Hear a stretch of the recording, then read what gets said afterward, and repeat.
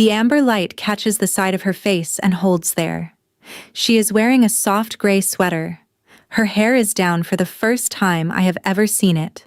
We are sitting in a small cafe, and she is telling me, calmly, without raising her voice above the level of an honest conversation, that she has been writing letters to my dead father about me for 8 years, that she has been paying my rent for 38 months, that she is, by the document filed in a county clerk's office I have never visited, my wife. And the worst part is not what she did. The worst part is that I want to know what comes next. If you want to hear uncensored, too hot for YouTube stories, check out my Patreon in the description. Tell us where you are watching from and subscribe. Teresa Lynn was new to my situation. I had hired her 2 weeks earlier because the previous attorney, the one who had handled the months after my father's death, had retired and transferred his remaining files to her firm. She was 34, precise, the kind of attorney who arranged her desk so that the documents she needed faced her at the angle she preferred. She had asked me to come in to review a discrepancy she had found in the estate paperwork. She had not used the word marriage on the phone. She had said discrepancy and complication, and I think you should sit down for this conversation in person. I had assumed it was a debt. My father had had debts. The months after his death had been the worst of my life. The calls, the notices, the slow assembling of an estate that turned out to be more obligations than assets. I had survived because of luck and stubbornness, and because the apartment I had been renting from the same private landlord since I was 24 had inexplicably continued to exist as a fixed cost I could manage, even when other costs collapsed around me. I had assumed the rent stayed manageable because my landlord was being kind. He was not a kind man. I should have known. Teresa slid a folder across the desk. "This is the certificate," she said. I opened the folder. I looked at the document inside it. My name was printed in the bottom left corner in the clean, official font of a state-issued marriage certificate. My signature was beside it, a signature that looked, to my own eye, like mine. The date was 3 years and 4 months ago, 6 weeks after my father's funeral. The other name on the document was Adelia Core. "This is not my signature," I said. "We can have it examined," Teresa said. "But before we go that route, let me walk you through what I have found about the rest of the arrangement." She walked me through it. The marriage had been filed at a county clerk's office in a small town 2 hours outside the city. The witness signatures were notary stamps from 2 different officers. There had been no public announcement, no insurance changes, no tax filings that would have made the document visible to anyone not looking for it specifically. A trust had been established the same week, funded by Adelia Core personally, and that trust had been making my rent payments since the month after the marriage was filed.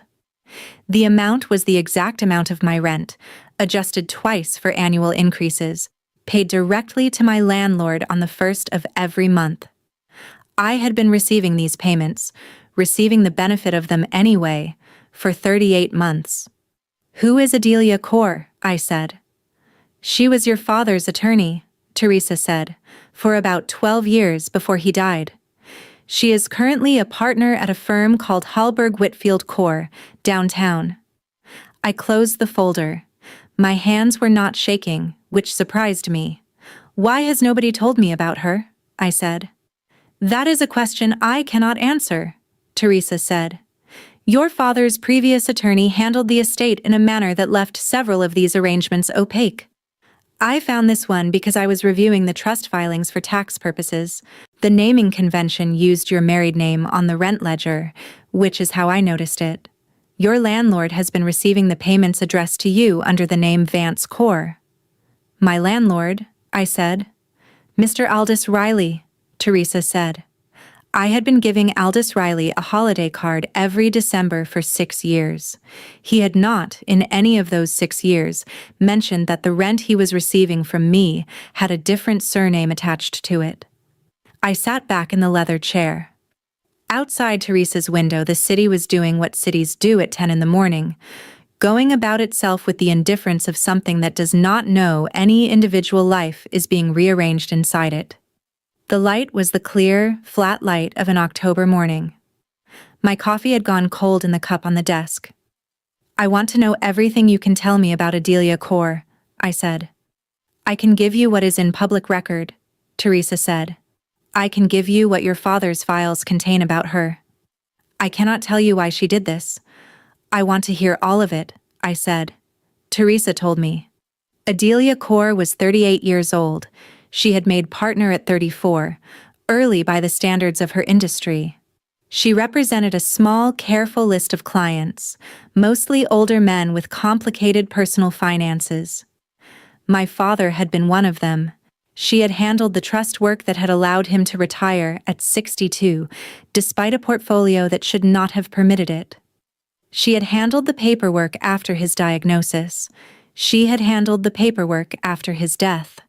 There was no public connection between Adelia Core and me, no photographs, no records of meetings, no correspondence in the estate files that referenced me by anything other than my legal name. The marriage certificate was the first document in the entire body of paperwork that placed our names beside each other. "Did my father know?" I said. "I cannot tell you what your father knew," Teresa said. "The trust funding the rent payments was established 3 weeks after he died, which means he was not directly involved in its creation. Whether he had instructed her to take care of you before he died, that I cannot determine from the files." "You are being very gentle with me," I said. "This is an unusual situation," she said. "I have been an attorney for 10 years. I have never opened a file and found a client married to someone they have never met. I am being gentle because I do not know what kind of person you are when you are absorbing something like this, and I do not want to make it worse before I know." "I appreciate that," I said. "There is one more thing you should know," she said. "Go ahead."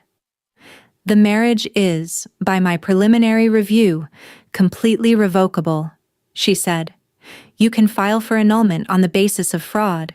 Your signature appears to have been added without your knowledge, which is sufficient grounds in this jurisdiction. The trust will dissolve. The rent payments will stop. You will be returned to whatever financial situation you were in before any of this began. You have full agency in this matter, and there is nothing legally complicated about ending it." "How long do I have to decide?" I said. "There is no clock," she said. "The arrangement has been quietly stable for 3 years. It can remain stable for longer while you make your decision. But you have the option to end it whenever you choose." "Thank you." "Take the file," she said. "Read the documents. Call me when you are ready to talk about next steps." I took the file. I walked out of her office and into the elevator and out onto the street where the October morning was happening around me with its indifferent clarity. I walked 4 blocks before I realized I was not walking toward anywhere in particular. I sat on a bench in front of a bank and held the folder in my lap and stared at the corner of the marriage certificate visible through the manila gap. A woman I had never met had been paying my rent for 3 years. A woman my father had trusted with 12 years of his private legal life had married me on paper 6 weeks after he was buried. A woman whose name I did not recognize had quietly, expensively, completely without my knowledge, kept me from losing the only stable thing I had owned during the worst period of my adult life. I called Hannah. Hannah picked up on the second ring. "You went to the appointment," she said. "How did it go?" "I need you to come over," I said. "What happened?" "I cannot say it on the phone," I said. "I need to be drunk when I tell you, and I need to be sitting in my apartment when I get drunk. And you need to be there because I am not going to be able to absorb this alone." "I will be there in an hour," Hannah said. She arrived in 40 minutes with a bottle of red wine and 2 bags of Thai food, and the focused energy of a woman who had been my best friend since we were 19 years old. "I am married," I said. Hannah said nothing for approximately 3 seconds. "I beg your pardon," she said. I told her. The folder, the name Adelia Core, the trust, The 38 months of quiet financial support I had not known I was receiving. The certificate with my signature on it that I had not signed. Hannah listened completely, without interruption. When I had finished, she took a long pull directly from the wine bottle. "The signature thing is a felony if she did it without your knowledge," she said. "Even if your father authorized something, that is still highly irregular. And the part I cannot stop thinking about, she has paid your rent for 38 months and has never once made contact with you. That is not the behavior of someone running a scam. That is the behavior of someone doing something for reasons that have nothing to do with what they will get out of it." "I know," I said. "You are going to go find her." "Yes. Be careful." "I will." "When you go," Hannah said, "wear the blue dress. You look like a woman who is owed an explanation in that dress." I laughed for the first time since I had walked into Teresa's office. The laugh came out short and slightly hysterical, but it was real, and it broke something open in my chest that had been compressed since the word wife had landed in the room 4 hours earlier. The next morning, I called the receptionist at Whitfield Core. I gave my full legal name. I said I needed to speak with Adelia Core about a personal legal matter that had been brought to my attention by my new estate attorney. The receptionist was efficient. She did not, I noted, ask for the spelling of either of our names. She put me on hold for 40 seconds. When she came back, she said, "Ms. Core can see you this afternoon at 4. I had not specified urgency. I had not asked for the soonest possible appointment. She had given me one anyway. "Thank you," I said. "I will be there." I hung up and stared at my phone. Adelia Core knew exactly who I was, and she had cleared her afternoon to see me on 12 hours' notice. I wore the blue dress. The offices of Whitfield Core occupied the 22nd floor of a building near the financial district. The lobby was the kind of professional understatement that signaled real money rather than performed money. Polished concrete, low-key art, a receptionist who handled my arrival with seamless courtesy. "Ms. Core is finishing a call," she said. "She will be with you in a few minutes." I sat in the waiting area and tried to slow my breathing without making it visible that I was trying to. I had not slept much. I had spent the morning reading everything I could find online about Adelia Core, which turned out to be not very much. The firm's website listed her name, her practice areas, her education, and a photograph that revealed only that she had dark hair pulled back, a clean line of jaw, and eyes that did not reveal anything to the camera. The photograph had not prepared me. She came out of a back hallway 12 minutes after I arrived. She was wearing a charcoal suit and the kind of plain white shirt that, on the wrong person, looked like a uniform, and on her, looked like the deliberate erasure of everything that was not the person herself. Her hair was pinned at the nape of her neck. She wore no jewelry except a thin watch on her left wrist. She stopped a few feet away from where I was sitting and looked at me. She did not pretend not to know who I was. She did not perform surprise. She did not offer her hand. "Ms. Vance," she said, "thank you for coming. Please follow me." Her voice was level, lower than I had expected, the voice of a woman who used her voice as a tool rather than as a flag. I stood. I followed her down the hallway to a corner office that had the same understated quality as the lobby. Clean lines, no clutter, a desk arranged with the precision of a surgical tray.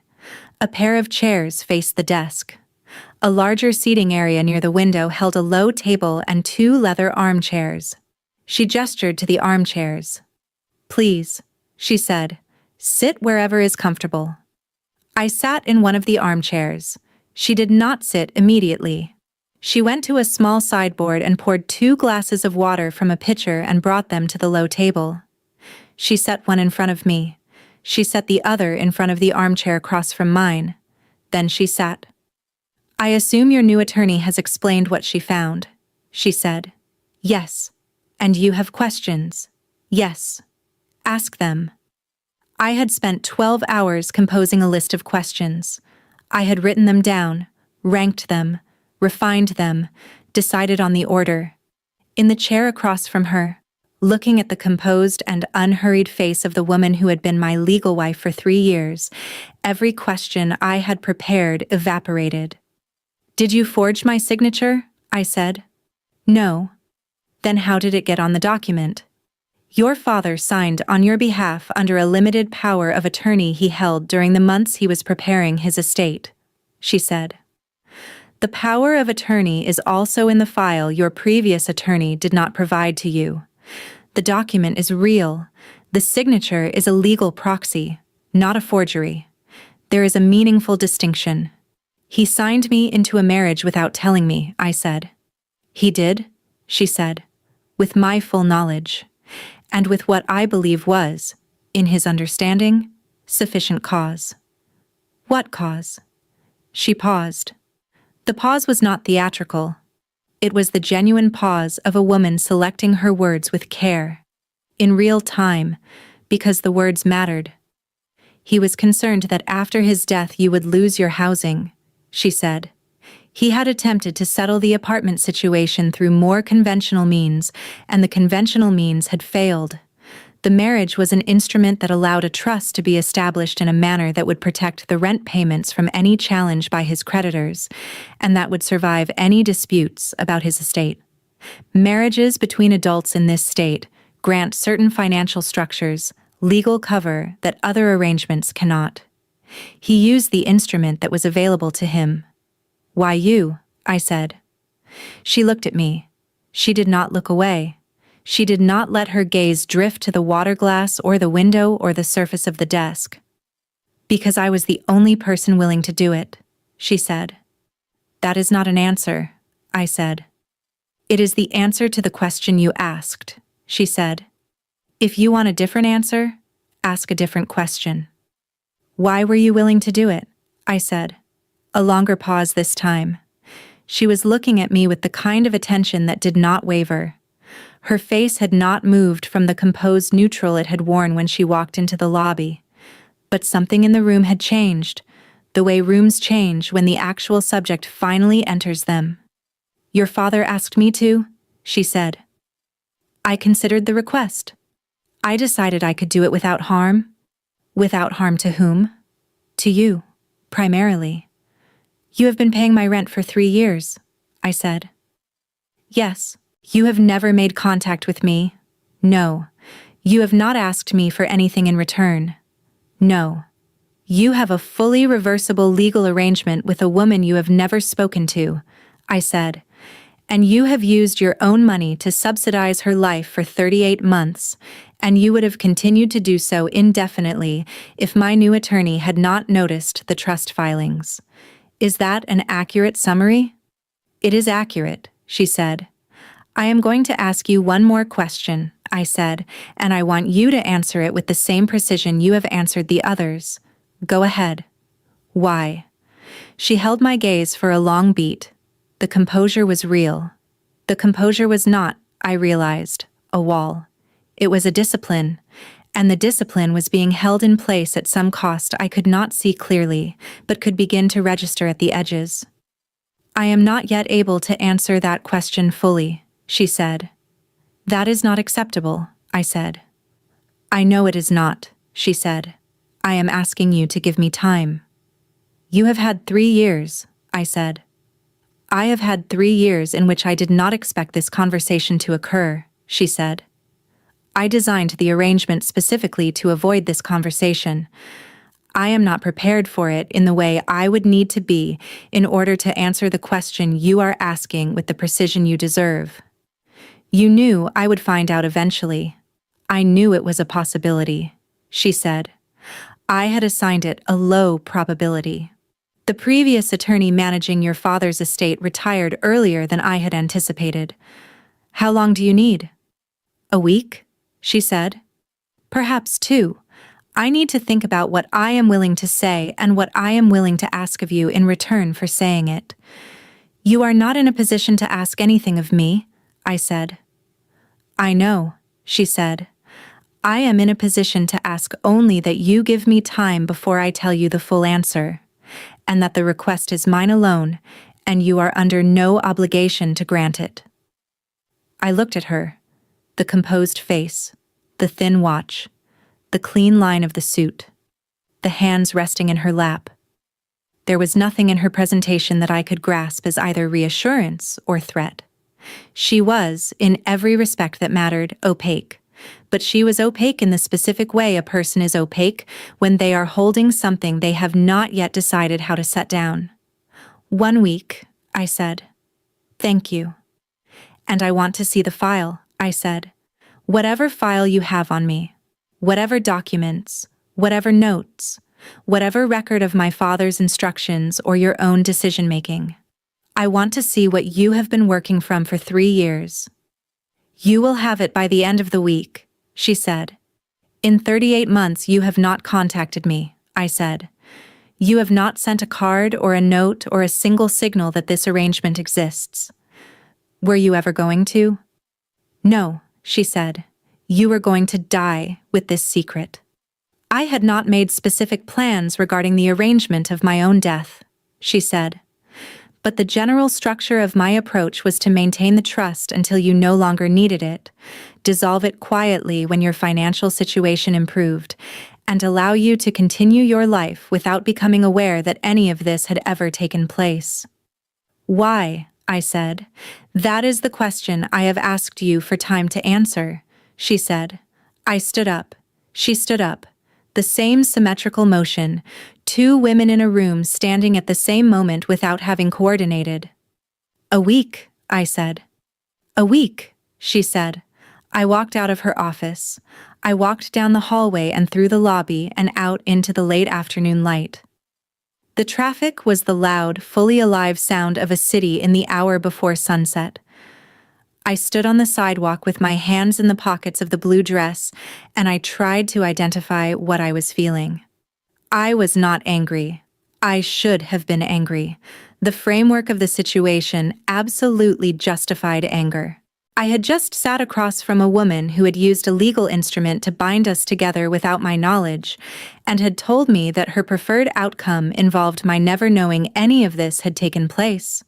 What I felt instead was a strange, vertiginous clarity, as though I had been walking down a hallway for years thinking the floor was solid, and someone had now informed me that the floor had been suspended above a much larger room, and that I had been held up the whole time by a structure I had not known was there. The structure had been Adelia Core. I went home. I called Hannah. I met her, I said. And? She is, I said. I am going to need help describing this. Describe what you can. She is the most controlled person I have ever seen, I said. She did not look surprised when I walked into the lobby. She did not pretend not to know me. She answered every question I asked and refused, on the only one that mattered, to give me the answer. She asked for a week. You gave her a week? I did. Why? Because she asked, I said. A silence on the line. Meera, Hannah said. I know, I said. So I am telling you, Hannah said. Be careful. I will. I hung up. I sat on the couch as the apartment grew dim around me. I did not turn the lights on.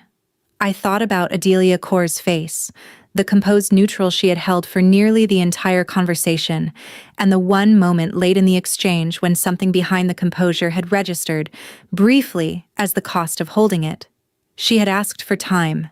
Not for forgiveness, not for understanding, not for anything that would have placed an obligation on me, just time, the smallest unit of currency she could request, and she had used it without performance. The file arrived 4 days later. A courier delivered it to my apartment door at 9 in the morning. A thick manila envelope, sealed, my name printed on the front in a clean black font. I signed for it. I brought it inside and set it on my kitchen table and made coffee before I opened it. I needed the coffee. I needed the apartment to feel like itself before I read whatever was in the envelope. I sat down and opened it.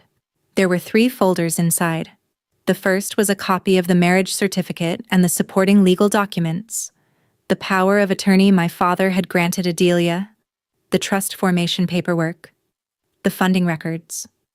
The second was a record of every rent payment made over 38 months, with dates, amounts, and the bank routing information. The third was thicker than the other two combined, and it was labeled in handwriting that I recognized from the documents in the first folder as Adelia's, with 2 words: personal correspondence. I opened the third folder. It contained letters. None of them addressed to me. All of them addressed from Adelia, written to my father, dating back over a span of about 8 years. The earliest was from when I was 24. The most recent was from a week before he died. The letters were not legal correspondence. They did not concern his estate, his finances, his business affairs. They concerned, almost entirely, me. I read the first one with the slow concentration of a person who is afraid of misunderstanding what they are reading. It was a brief letter, 3 paragraphs, dated October of the year I had turned 24. It described a moment at a charity event my father had attended that summer. I had not gone to the event. The letter was Adelia writing to my father about the way he had talked about me to a table of other guests. He had been proud of me, visibly proud. She wrote that she had been quietly moved by the way he spoke about his daughter and had wanted to tell him so. She apologized for the unprofessional register of the letter and asked him not to feel obligated to reply. He had replied. His reply was tucked behind the letter, a brief note in his handwriting, telling her that proud was an understatement. The second letter was 18 months later. It mentioned a sketch of mine that my father had shared with her, a piece I had done in college, which he apparently still kept in a folder in his office. She used the word luminous. She wrote, in a sentence I read 3 times, that she had never quite been able to look at the sketch without thinking about the person who had drawn it. I put the letter down. 8 years. She had been writing to my father about me, in fragments, restrained and careful, for 8 years before he died. She had married me on paper 6 weeks after his funeral. She had paid my rent for 38 months. She had not contacted me. She had not, by any account I had access to, ever expected me to find out. I sat at my kitchen table with the third folder open in front of me and the coffee gone cold in the cup, and I understood, with the same vertiginous clarity I had felt on the sidewalk outside her office, that Adelia Core had been in love with me, quietly, restrained, completely outside of any framework that allowed her to act on it, since before my father had died. And he had known. And he had used what she had felt as a structural mechanism to protect me, because he had trusted her with 12 years of his legal life, and with the most important thing he was leaving behind, and she had said yes because she was the only person in his world who would. I picked up my phone. I texted Hannah 3 words, "I know why." She wrote back, "Are you all right?" I wrote, "I do not know yet." She wrote, "Do you want me to come over?" I wrote, "Not tonight. I need to sit with it." I read every letter in the third folder. There were 43 of them, spanning 8 years. They were never inappropriate, never explicit. They were the letters of a woman who had decided that the most she would ever do with what she felt was tell the person she could not act on it about. Me, my drawings, the way I had laughed at one of the firm's holiday parties when I had attended with my father, the dress I had worn to his retirement dinner, the small details of a person seen only at distance and from the wrong angle. They were the record of a woman who had chosen, for years, to do nothing with what she felt, and to tell my father about it anyway, because he was the only person in the world who had any claim on the information. I finished the last letter at 2 in the morning. I closed the folder and I sat in my kitchen with the lights off, and the city humming outside the window, and I thought about the word time. She had asked for a week. She had 2 days left. I picked up my phone again. I scrolled to the contact I had saved that afternoon at her office, Adelia Core, with the firm's main line and the personal extension she had given me on a card before I left. I composed a text. I deleted it. I composed another. I deleted that one too. I wrote, finally. I read the letters. I sent it before I could delete it. The reply came 9 minutes later. Faster than I had expected. As though she had been awake. It said, "I know." I wrote, "We need to talk." She wrote, "I know." I wrote, "Tomorrow. Not at your office. Somewhere I am not surrounded by lawyers." She wrote, "Whatever you prefer." I wrote, "There is a small cafe on Reed Street. Mistral. 3 in the afternoon." She wrote, "I will be there." I put the phone down. I went to bed. I did not sleep. I lay in the apartment that had been quietly subsidized for 3 years by a woman who had been writing to my dead father about me for 8 years, and I tried to assemble what I would say to her in the cafe in the afternoon. The pieces would not stay in place. The story kept reorganizing itself around the same central fact, the one that had not stopped reorganizing the room since I had read the second letter and seen the word luminous and understood that this was not, in any sense I had been prepared to absorb, a simple transaction. This was a woman who had loved me in the only way she had been able to allow herself, for 8 years before my father died. And then, when he asked her to be the only person willing to take care of his apartment, she had said yes. The cafe on Reed Street was the kind of place that survived in the city because nobody ever wrote about it. Small, family-owned, 6 tables in front, and 4 in a back room separated by a beaded curtain. The coffee was excellent. The lighting was the warm amber lighting of small places that cared more about how people felt sitting in them than about how the photographs looked on their website. I arrived at 2:45. I took the table in the back recess. I ordered a black coffee and a glass of water, and I sat with my hands flat on the table and waited. Adelia arrived at 2:59. She was not in a suit. I noticed it before I noticed anything else. She was wearing dark jeans and a soft gray sweater with the sleeves pushed to her elbows, and her hair was down for the first time I had seen it, falling around her shoulders in a slight wave. The version of Adelia Core that existed when she was not standing in the framework of her professional life. The version that, until 5 minutes ago, I had not known existed. She saw me. She came to the table. She did not ask if she could sit. She sat. "You are not in a suit," I said. "I am not at work," she said. "You are always at work. Not today." "Why not today?" She looked at me. The amber light was doing something to her face that the fluorescent lighting of her office had not. The composure was still there, but it was holding less weight than it had needed to hold 4 days ago. She was not, I realized, performing composure. She was being a person who happened to be composed, which was a different thing entirely. "Because today is the conversation," she said. "And the conversation is not something I am going to have wearing a suit." "I want the answer," I said. "I know. Start anywhere," I said. "I met you," she said, "at a charity event in the summer of the year you turned 24. You were not there. I met you in the way you met the person your father was, when he was not at home. He was at a table of donors. He was talking about you. He was not bragging. He was just saying what you had done that year, what you were working on, the way you had looked at the world since you were small. I had been working for him for 4 years at that point, and I had never heard him talk about you the way he talked about you that night. I asked him afterwards whether he would tell you that I had been moved by the way he spoke about you. He said he would. I do not know whether he did. I assume not. He was a private man. He did not tell me," I said. "I assumed," she said. "I did not require him to. The point was that I had told him I had been moved, and that was the unit of expression I had decided was acceptable." "Why acceptable?" "Because I am 13 years older than you," she said. "Because at that point you were 24 and I was 37. Because I was your father's attorney, and you were his only daughter. And there was no framework in any direction that allowed me to act on what I had felt in that room without it being something other than what it was.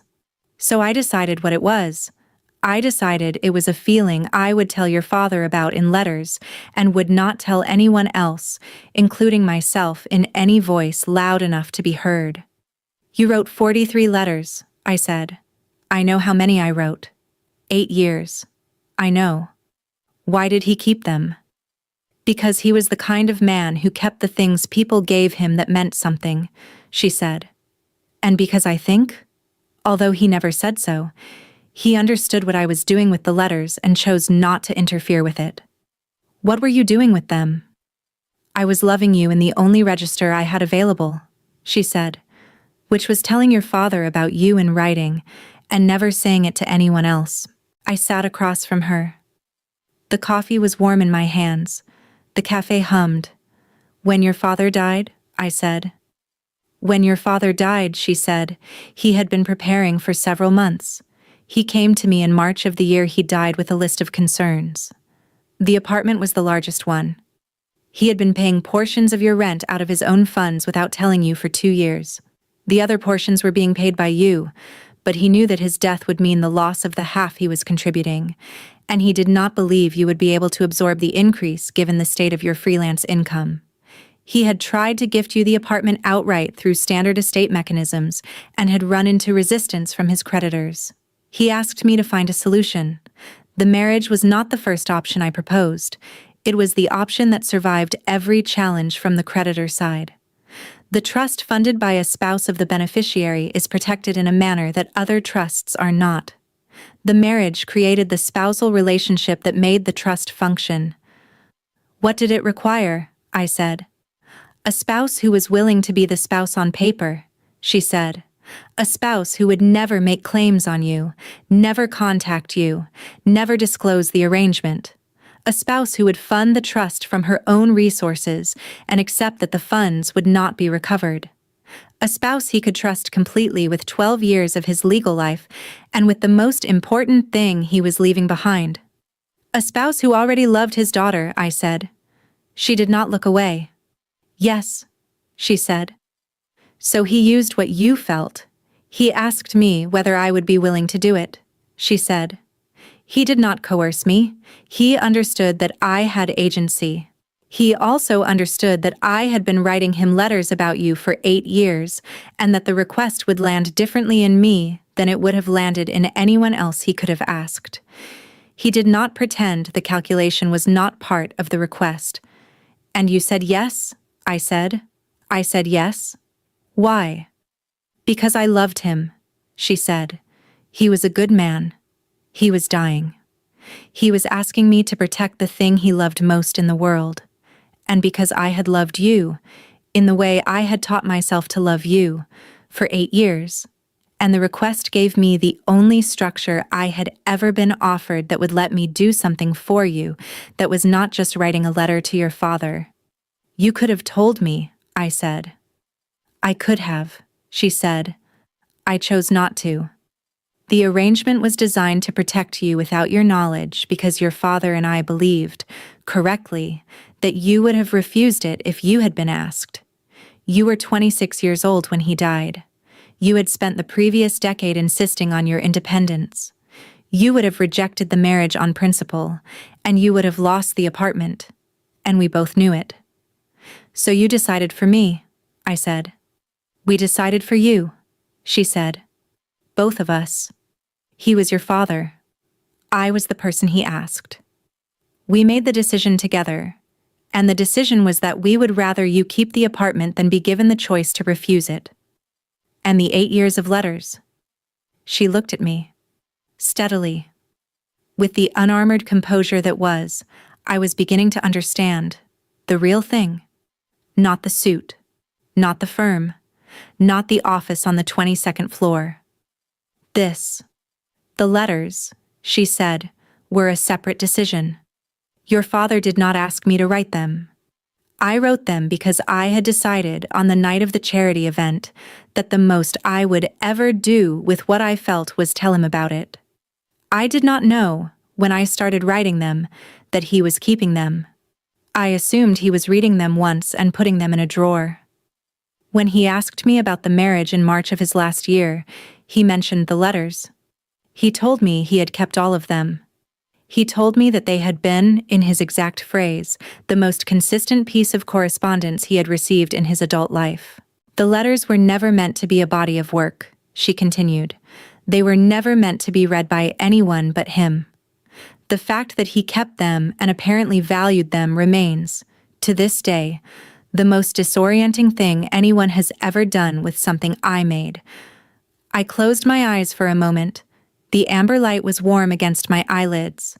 The cafe hummed. "Why did you give me the letters?" I said. She did not answer immediately. When she did, her voice was quieter than it had been for any sentence in the entire conversation. "Because you asked for the file," she said, "and the file is not honest without them." And I told myself when I assembled it that if I was going to do this conversation, I was going to do it fully, and I was not going to make you ask me for the letters specifically. You should not have had to know to ask. I opened my eyes. I looked at her. She was looking at the surface of the table. Her hands were in her lap. The composed face was, for the first time in the entire conversation, doing something other than composure. It was not breaking. It was simply holding the weight of having said the thing and waiting to see what I would do with it. I said her name for the first time. "Adelia?" I said. She looked up. The amber light caught the side of her face, and the cafe hummed, and the beaded curtain swayed faintly behind her. And for the first time since I had walked into Teresa Lynn's office 4 days earlier with a folder I did not yet know how to read, I understood what I had been holding all week without putting it down. I had been holding the weight of being chosen by someone who had decided, 8 years before I knew she existed, that the most she would ever do with what she felt was love me in a register I would never hear. And now I was hearing it. And she was sitting across from me in a gray sweater with her hair down and her hands in her lap, and the discipline of nearly a decade of restraint stretched so thin across her face that I could see through it for the first time. And she was waiting for me to say the next thing, because she had said everything she had to say, and she had done it without asking me for a single thing in return.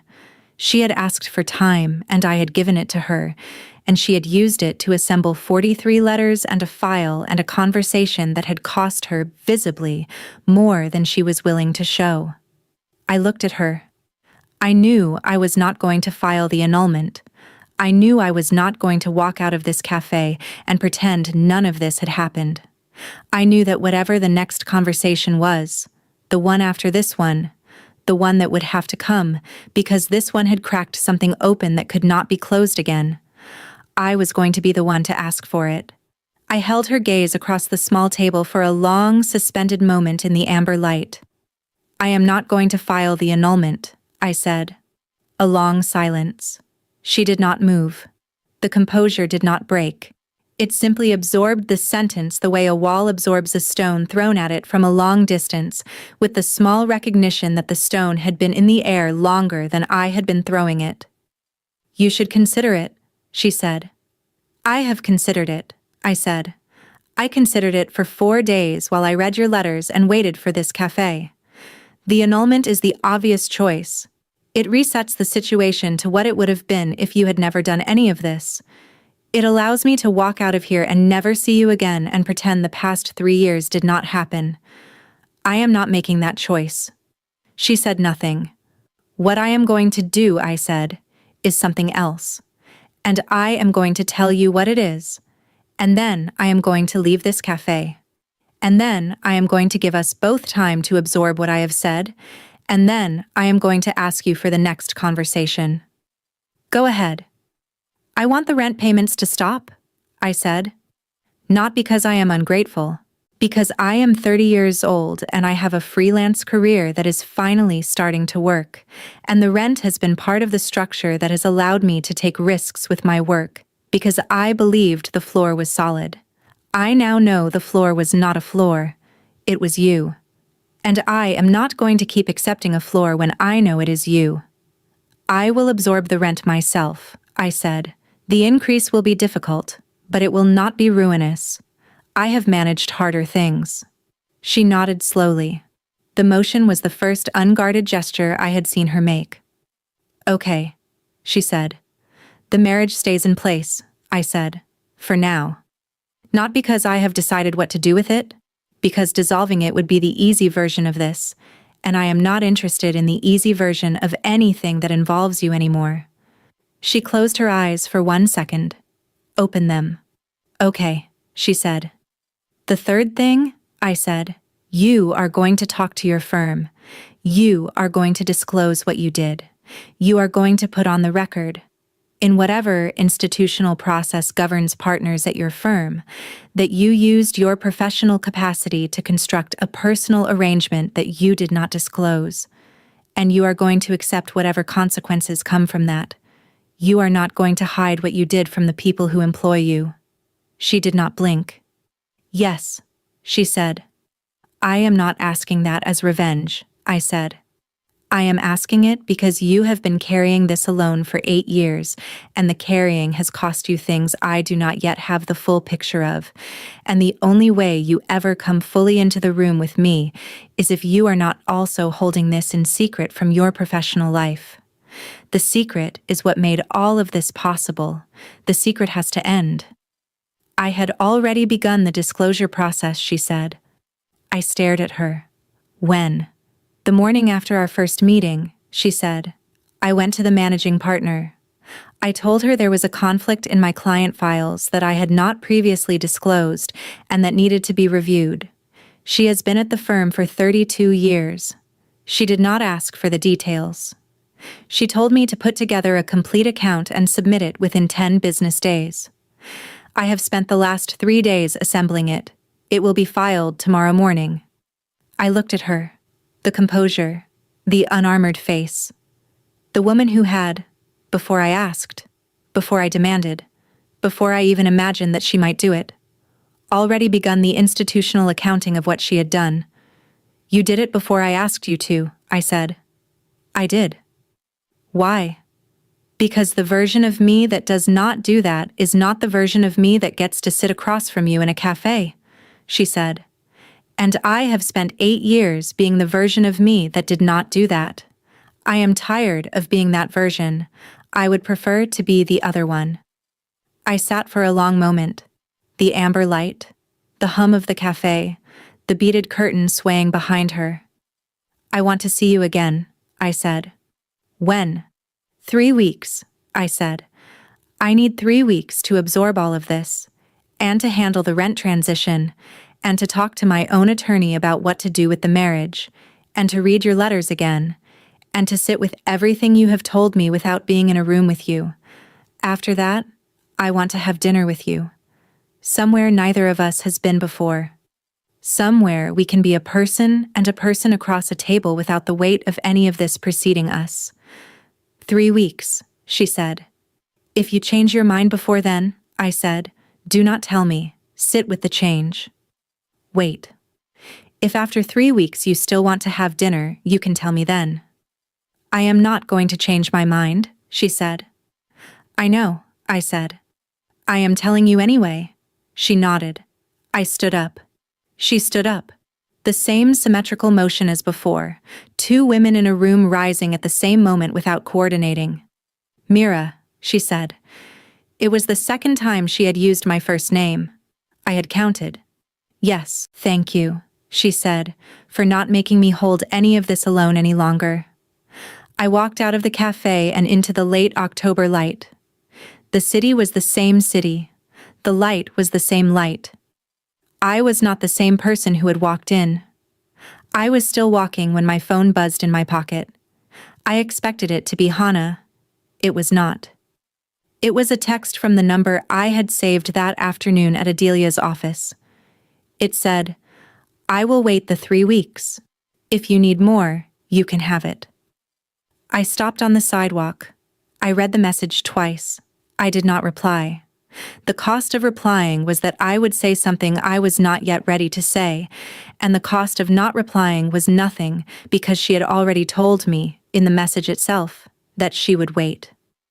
I put the phone back in my pocket. I walked home through the late October light. Hannah came over that night with takeout and a steady face. She poured wine and put plates on the table and waited until I was ready, which was the way Hannah had loved me since we were 19. She told me everything, I said. I figured. 8 years, I said. She has been writing letters about me to my father for 8 years. Hannah set her fork down. Meera, she said. I know. She has been paying your rent for 38 months because your father asked her to, and she said yes, because she had already loved you for 5 years before the request. When you put it like that, that is the only way to put it. What did you tell her? Hannah said. I told her to disclose to her firm. She had already started. I told her the rent stops at the end of the month. I told her the marriage stays in place. I told her I want to see her in 3 weeks. You want to see her? Yes. Hannah looked at me for a long time. You are already there, she said. I know. You walked into that office not knowing she existed, and you are already there. I know. How? I do not know yet, I said. 3 weeks is partly so I can figure out how. Hannah chewed slowly. I am going to say one thing, she said, and then I am going to stop saying it forever. The thing she did was wrong. The marriage without your consent was wrong. The rent without disclosure was wrong. The decision to die with the secret was wrong. You know all of that. I know. Make sure you know it the whole way through, Hannah said. Because if you let go of knowing it, you are going to end up forgiving things you did not actually forgive, and that is a worse outcome than the annulment. I will not let go of knowing it, I said. Good, Hannah said. When she left at midnight, she hugged me at the door for longer than usual. 3 weeks, she said. Call me before, call me after. I will. The next morning, I called Teresa Lynn. I am not filing the annulment, I said. A pause on the line. Teresa was, by training and by temperament, the kind of attorney who registered her surprise only when there was strategic value in showing it. She did not register it now. Tell me what you want me to do, she said. I want you to draft a written agreement between Adelia Core and me, I said. The marriage stays in place. The rent payments stop at the end of the month. I want everything documented so we both know what we have and have not agreed to. You want a separation of finances within an ongoing marriage? Teresa said. Yes, without dissolution. This is unusual. I know. I can draft it, she said. I will need a few days. I will want to discuss the language with Adelia Core's attorney before I send it to you. She is her own attorney, I said. She is, Teresa said, but she should not be in a matter that concerns her personally. She will retain someone. She is also disclosing to her firm, I said. I wanted you to know that, in case it matters to how you structure anything. That changes the calculus in a few small ways, Teresa said.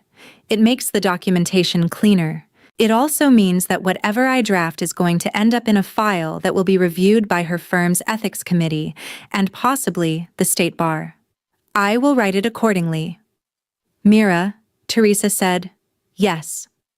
You do not have to explain to me why you have made this decision, but I want to make sure you understand what you are doing.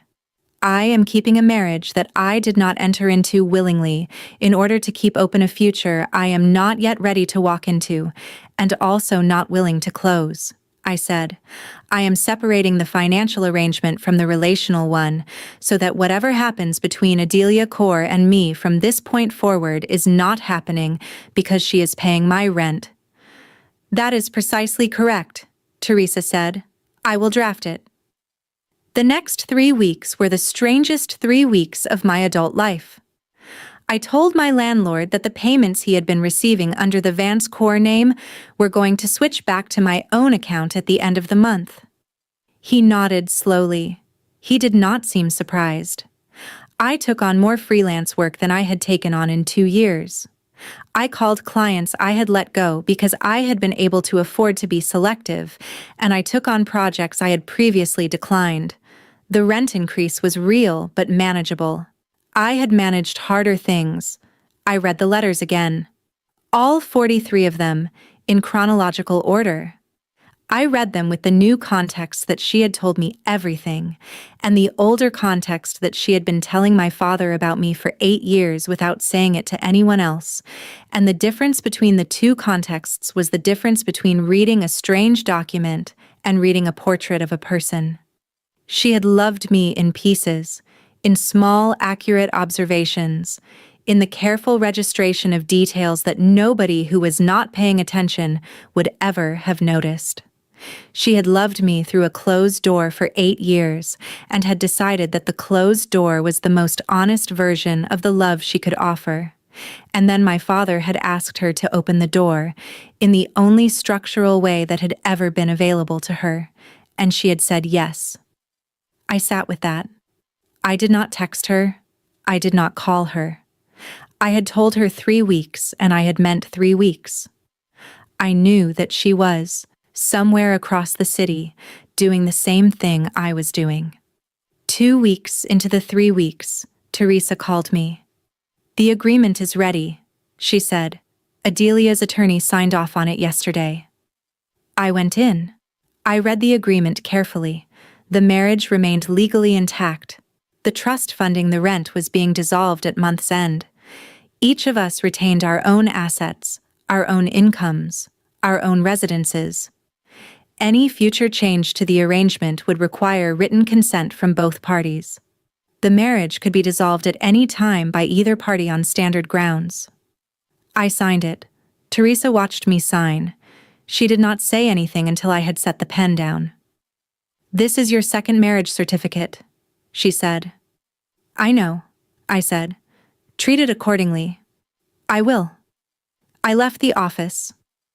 I sat on the same bench in front of the same bank where I had sat on the morning of the first reveal. The October had become November. The light was different. The city was the same. I texted Adelia. I wrote, "1 week left." The reply came in 4 minutes. It said, "I know." I wrote, "Do you have a restaurant?" She wrote, "I have 3. I will send you the addresses." She sent me the addresses. They were 3 small restaurants in 3 different neighborhoods, none of which I recognized. None of them were anywhere I had ever been. She had chosen them, I understood, with the deliberate care of someone who wanted to make good on the part of the agreement I had named in the cafe, which was that we would meet somewhere neither of us had been before. I picked the one furthest from both of our offices. Italian. A place in a converted carriage house, off a side street with no website. I wrote, "This one, Wednesday, 7:30. She wrote, "I will be there." The week passed in the strange suspended quality of weeks that had a date inside them you were waiting for. I worked. I called Hannah twice. I read the letters one more time. I did not text Adelia again. Wednesday came. I arrived at the restaurant at 7:25. I had told Hannah that I would not wear the blue dress this time. I wore a dark green sweater and dark trousers and a coat I had owned for 5 years and had not worn in 2 of them. The restaurant was warm and small and smelled like rosemary and olive oil, and the dust that gathers in buildings that have been heated by old radiators for a long time. The hostess seated me at a small table near the back. I ordered a glass of wine. I waited. Adelia came in at 7:29. She was, again, not in a suit. She was wearing dark slacks and a soft black sweater and a coat. She shrugged off at the door and handed to the hostess with the absent courtesy of a person who had been to enough restaurants to know how to be in them without performing the knowledge. Her hair was down again, the way it had been at the cafe. She saw me at the table. She crossed the room with the same economy I had registered in her firm's lobby, the same way I had registered in everything about her since the first time I had seen her. But the economy was softer now, less like discipline, and more like the natural shape of a person who did not waste motion. She sat across from me. "Hello," she said. "Hello." She picked up the menu. She set it down again. She looked at me. "I am very glad to be here," she said. "I am also glad," I said. She picked up the menu again. I picked up mine. We ordered.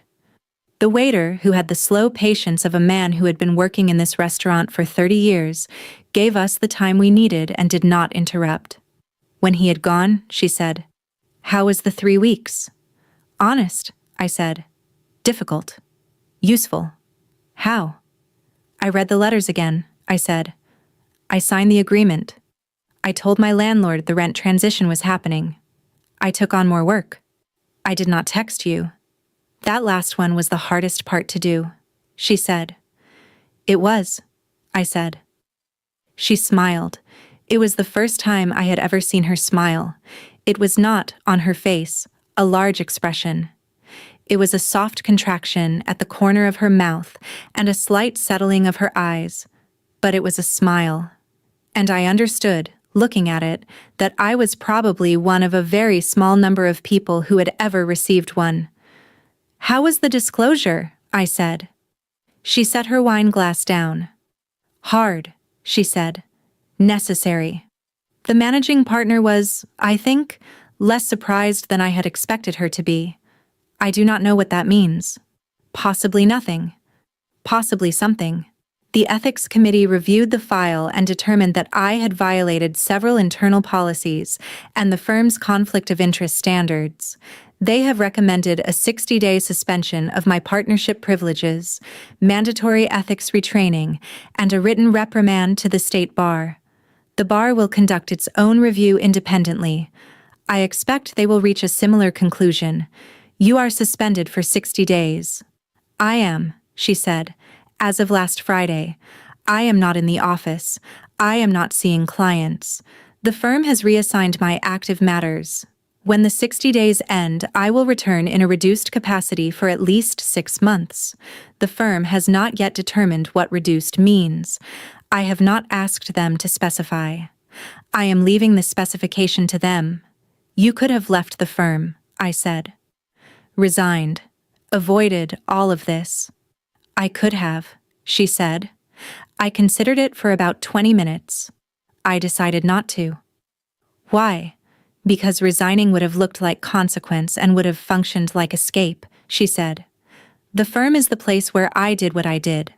The firm is the place where the accounting belongs. I am not interested in clean exits anymore. I would rather be visible inside the consequences than invisible outside them.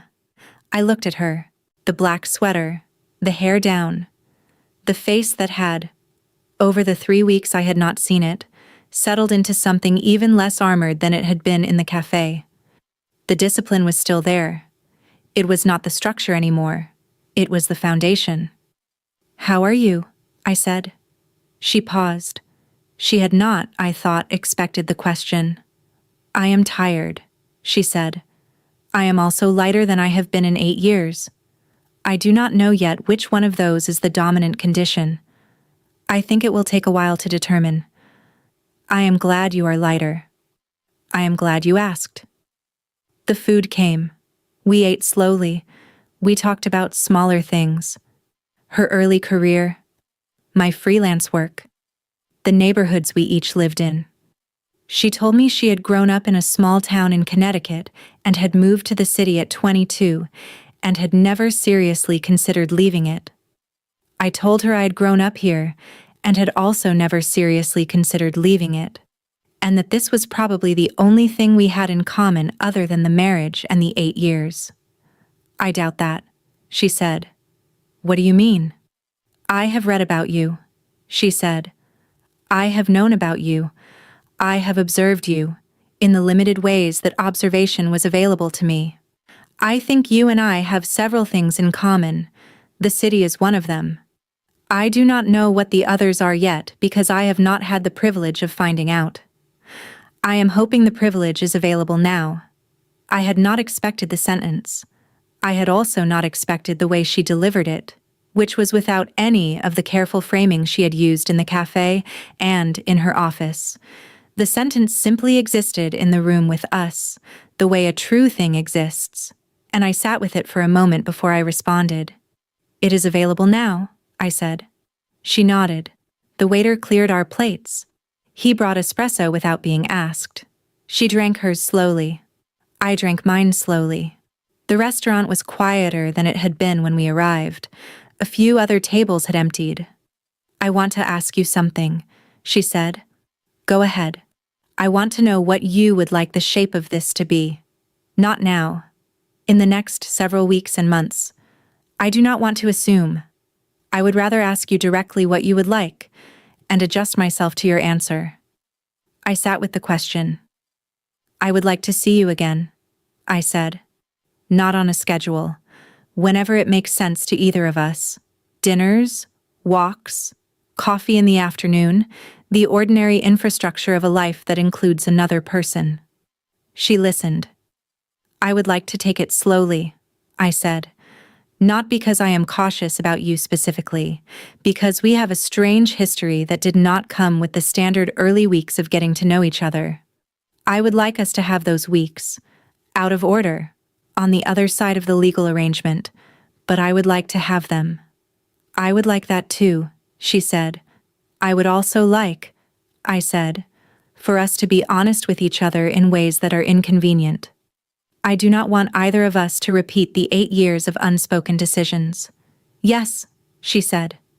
"And," I said, "I would like you to tell me, over time, the other things you have not told me.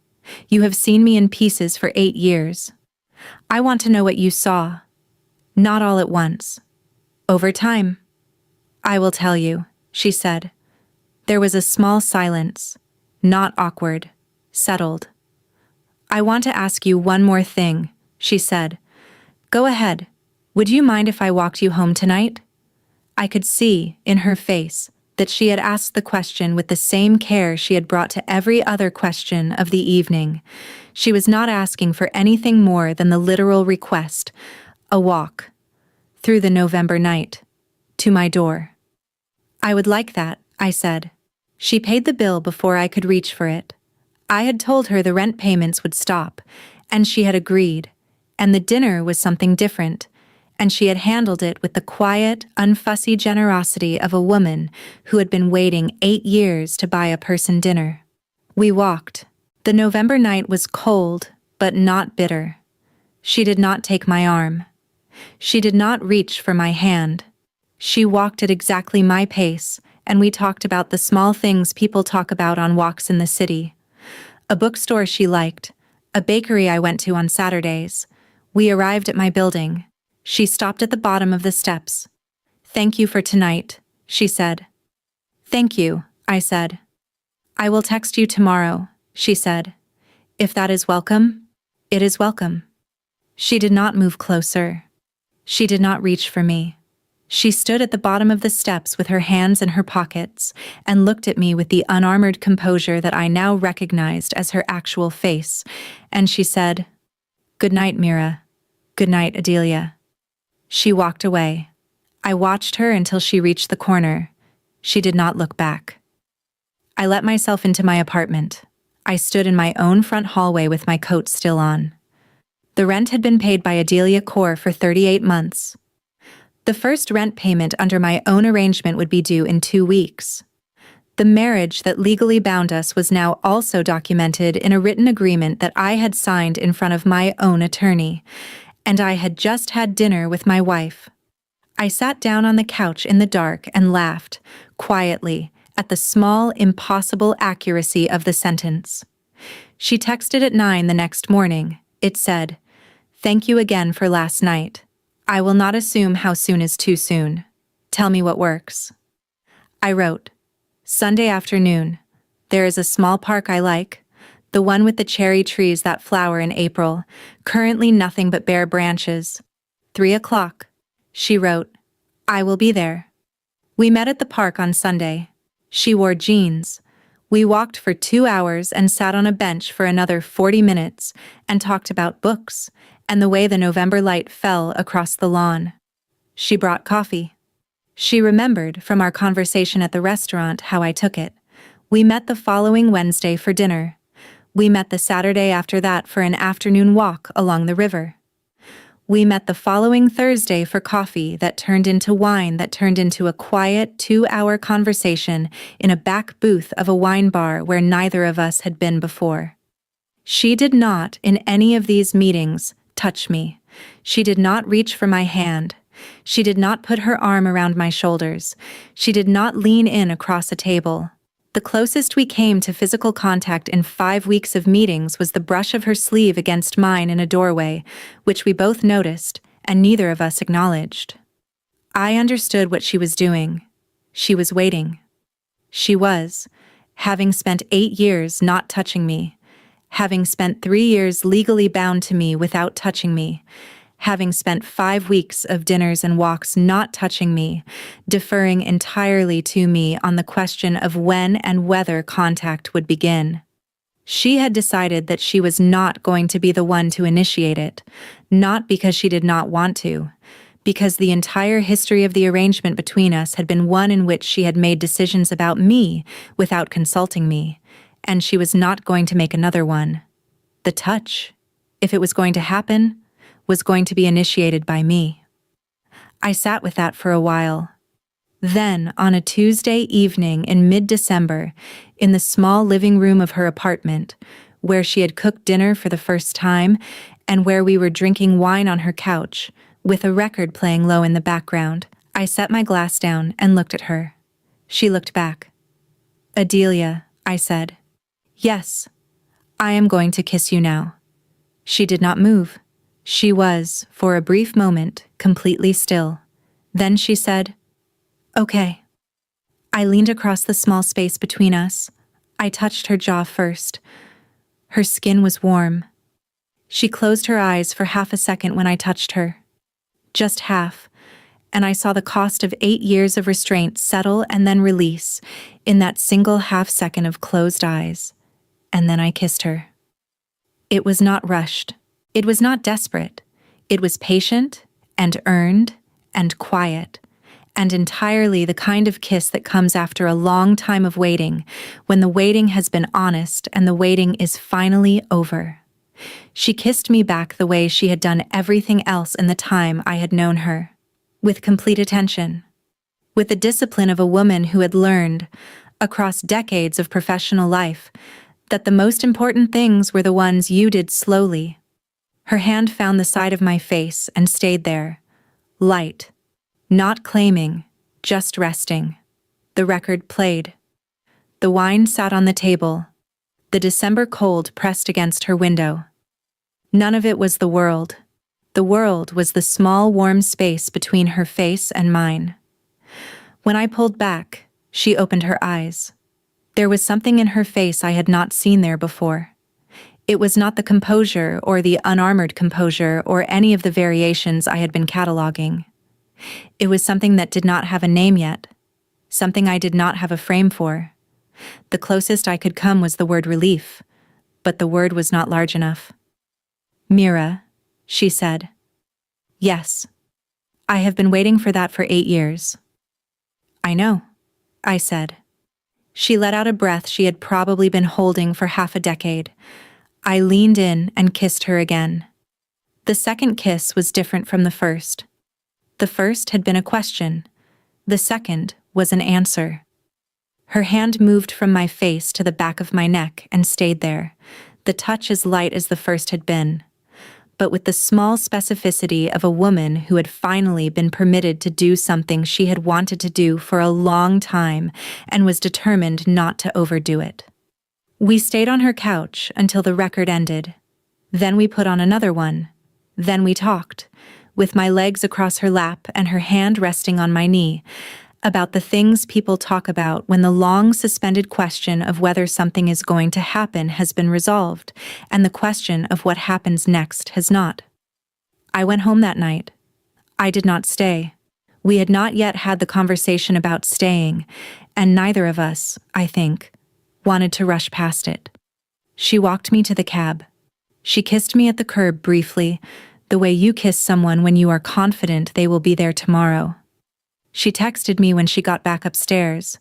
It said, "I will not stop being amazed at how patient the world has been." I wrote, "It was not the world. It was you." She did not reply for a long time. When she did, the message was short. It said, "Good night, my wife." I read it 3 times in the back of the cab. Then I texted Hannah at midnight with 3 words. I wrote, "She kissed me." Hannah wrote back, "You kissed her." I wrote, "How did you know?" She wrote, "She would never have made the first move. She has too much respect for you." Was it good? I wrote, "It was the best one I have ever had." She wrote, "Of course it was." The following months were, by the standards of my previous life, unremarkable. We saw each other regularly. We did not move in together. We did not introduce each other to extended family right away.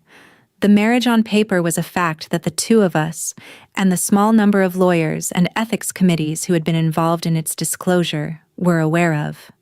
Everyone else in either of our lives was meeting Adelia Core as a woman I was seeing, which was technically inaccurate and emotionally true. In February, 3 months into us, her firm completed its review and reinstated her partnership privileges under the reduced terms they had specified. She returned to the office in a role that was, on paper, a step down from what she had been doing. The state bar issued a formal reprimand, which became part of her permanent record. She accepted both without comment. She told me one evening that the reduction had cost her a significant amount of money in annual income. "I am sorry," I said. "Do not be," she said. "I am not." "Are you not?" "No," she said. "I would have paid more than that." In March, I told Hannah that I was thinking about, eventually, looking into the question of whether the marriage on paper might become a marriage I had actually entered into willingly. Hannah said, "Took you long enough?" In April, I sat with Adelia in her kitchen, on a Saturday morning, with coffee between us and the spring light coming through her window, and I said, "I would like to renew our vows." She set her coffee down. "Meera," she said. "I know we are already married," I said. "I know it is not technically necessary. But the marriage we have is one I did not enter into, and the one I want is one I do. I would like to stand somewhere with you and say the words I did not get to say 4 years ago. I would like, in whatever small ceremony works for the 2 of us, to actually marry you." "I would like that," she said. "When?" I said. "Whenever you want," she said. "Soon," I said. "Soon," she said. We did it in June, a small ceremony in her parents' garden in Connecticut, with Hannah and Teresa and Adelia's 2 oldest friends from law school, and her mother and her late father's brother, who flew in from Maine. I wore a dress I had bought specifically for the day. She wore a slate gray suit and a white shirt with no tie, and the thin watch on her left wrist. I said the vows I had wanted to say in a small clerk's office 4 years late. Adelia said vows she had written for the original ceremony she had never been able to have. We were, by the end of it, married. Again. The first time we had been in the room for it. The photograph from that day, the one I keep on the small shelf above my desk in the apartment I now share with her, shows the 2 of us standing under a flowering dogwood in her mother's garden. I am looking at the camera. Adelia is looking at me. Her expression is the one I had seen in her living room the night I first kissed her, the one that did not have a name. It still does not have a name. I have given up trying to find one. The marriage on paper became, somewhere across that summer, the marriage we had chosen. The legal scaffold that had once protected an apartment I had not known I was being protected in became the structure of a life we were actively building. She returned to full partnership at her firm 18 months after the suspension. She did not seek the elevation. The firm extended it. She accepted it. I kept freelancing. My income climbed. I paid the rent without difficulty for the first 6 months, and then we moved into her apartment, which had 2 bedrooms and an actual office. I gave up the apartment my father had once paid the other half of. I cried, briefly, on the day I turned in the keys. Adelia held me at the kitchen table without saying anything, which was the right response.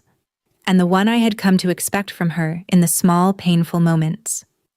Aldous Riley, my former landlord, sent a card. It said, "Best wishes to you both." He had known the whole time and had simply, in the way of certain very private people, decided that the information was not his to disclose. Hannah was the maid of honor. Her toast at the small dinner after the ceremony made everyone in the room cry, including Adelia, who I had not previously believed was capable of crying in the presence of other people. Hannah said she had known me since we were 19 and had never once seen me look at anyone the way I looked at the woman standing next to me, and that she was personally going to take credit for the whole situation because she had been the one who told me to wear the blue dress. The blue dress hangs in our closet. I have not worn it since. A year after the second wedding, I was sitting at the kitchen table with the morning paper open and a half-finished cup of coffee in my hand, and Adelia came in from her run and stood at the counter pouring a glass of water and looked at me, and she said, "You are my favorite person." I looked up. She had said it the way she said most important things, which was without setup and without ceremony, in a kitchen on a Saturday morning, while pouring water. "I know," I said. "I know you know," she said. "I am also yours," I said. "I know," she said. She drank the water. She came over to the table. She kissed me on the temple briefly, the way she did every morning. She picked up the section of the paper I had finished and sat down across from me and began to read. The light was good. The apartment was warm. The marriage that had begun as a legal instrument on a county clerk's desk had become, across 4 years and one renewed ceremony and a great many small Saturdays, the most surprising and the most ordinary good fortune of my life.